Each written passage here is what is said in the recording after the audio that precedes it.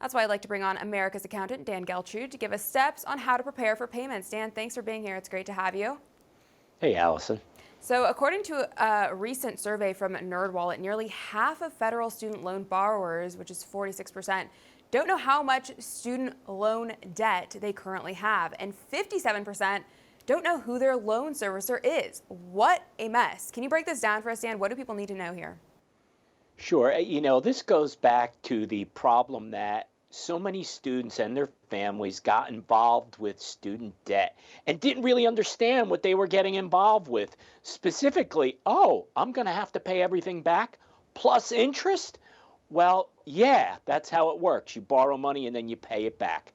So, with loan payments that are going to actually start in October, as you said, with the interest accumulating in September, hey, you got to figure out how to now budget these monthly payments.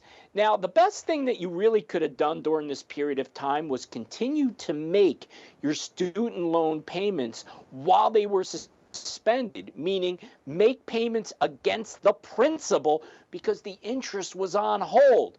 But if that is slipped by, well, the best thing that you could do now is to make sure you get on track and make these payments. Do not rely on the fact that the government may forgive some or any of this debt. Assume that you got to pay it back and pay all of it back.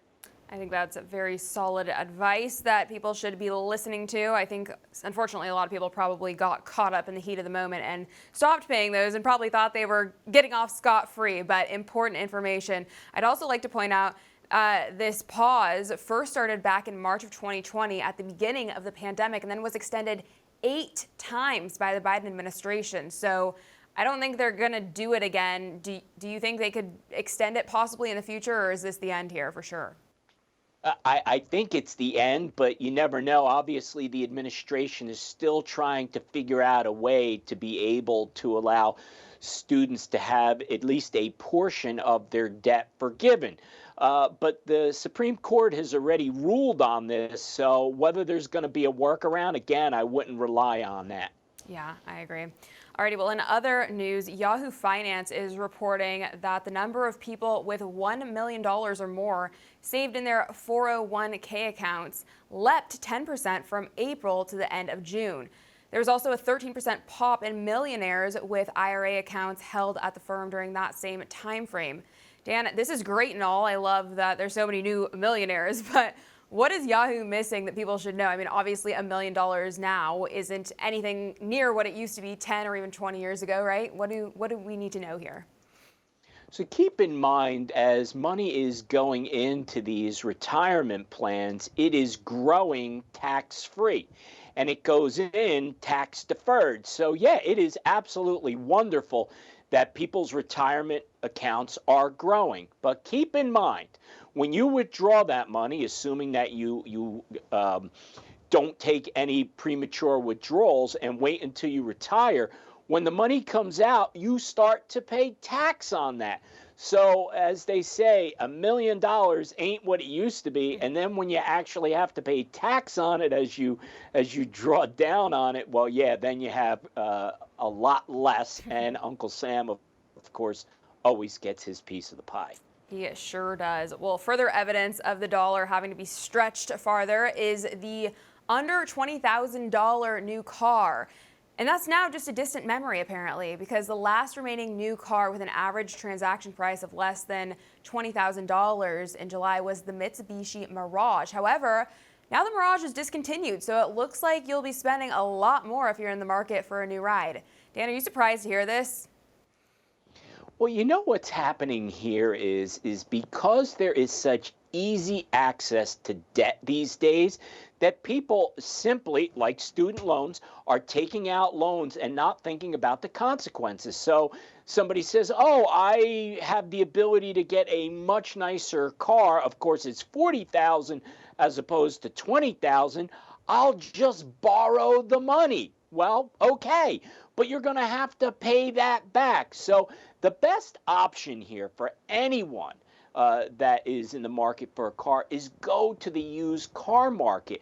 Let someone else take the hit on the depreciation of a new car. So if you can find a used car in good condition, that is by far the best path to take. A new car, although it smells nice, is not the best for your finances. Yeah, I think that's a great point. So many people just don't even think about the long-term consequences anymore, especially the younger generation. They think they just want to go out and buy this brand new BMW and they'll worry about it later, and they don't really realize the long-term repercussions of that. But yes, definitely not the best time to be buying a new car. Used is certainly the way to go.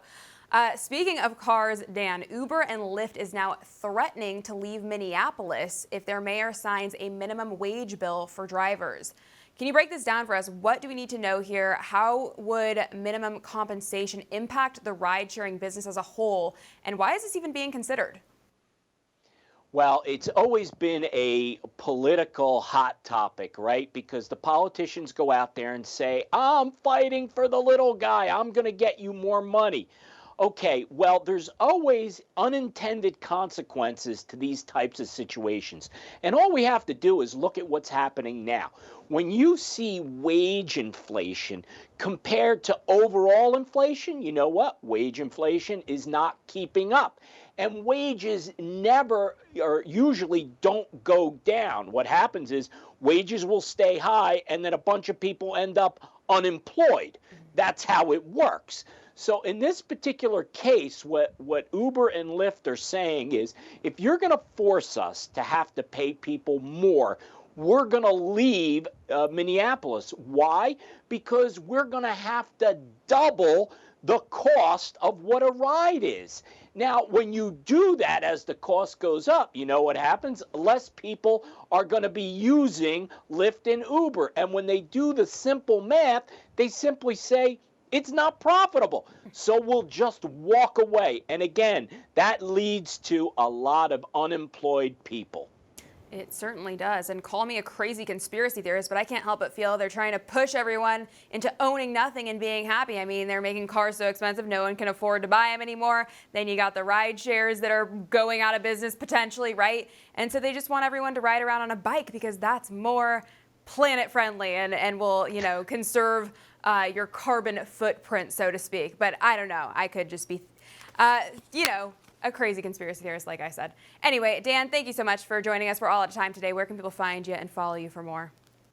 You can find me at geltrude.com. Thank you, so Allison. Much.